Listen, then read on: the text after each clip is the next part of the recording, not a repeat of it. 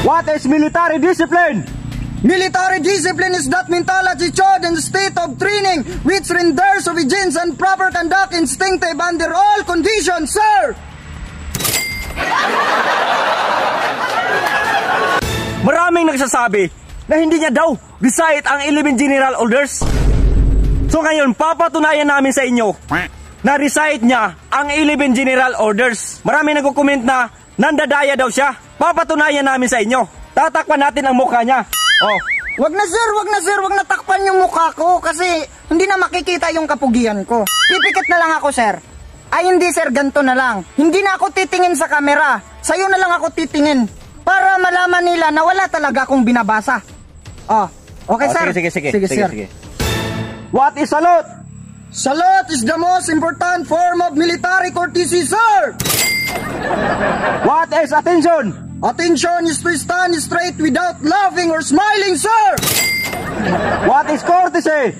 Courtesy is an act of giving consideration, respect, love, attention towards another person, sir! What is squealing?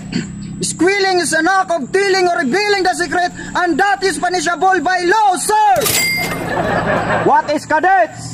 Cadets is the member of the school university whose main objective to train boys and girls as a potential officer of armed forces, sir! What is military discipline?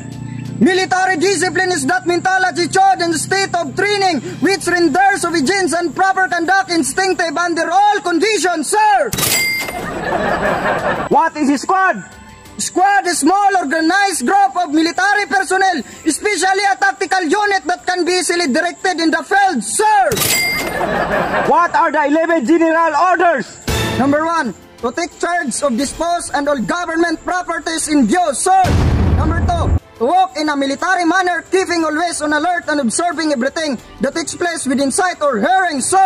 Number 3, to repose all violation of orders I am instructed to enforce, sir! Number 4, to repeat all calls from my post more distance from the guardhouse than my own, sir!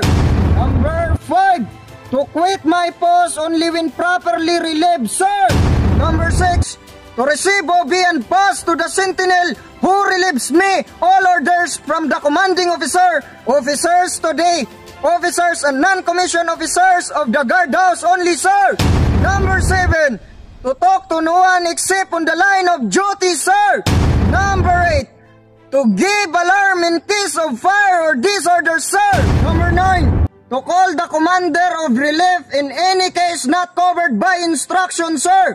Number 10, to salute all official colors and understand not case, sir. Number 11, to be especially watchful at night during the time of challenging, to challenge all persons on or near my post, and to allow no one to pass without proper authority, sir!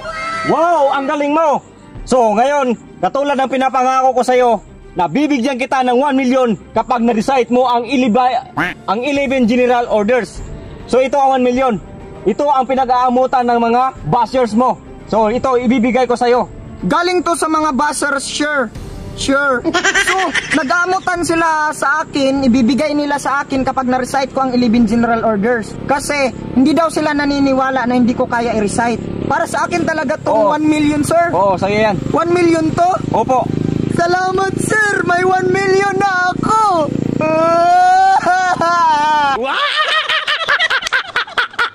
Hi guys! Ako po si Super DM. Panoorin nyo po ang full video ng Makata ng Bayan sa aking YouTube channel. At wag nyo na rin po i-skip ang ads para pag nakaipon na tayo, mamimigay tayo ng bigas. Mag-subscribe na po kayo sa aking YouTube channel and please, click all the notification bell para updated ka sa mga guwapo. So yun mga ka-over, mag-subscribe na kayo. Hindi naman ako nagmamakawa sa inyo pero sana maawa naman kayo.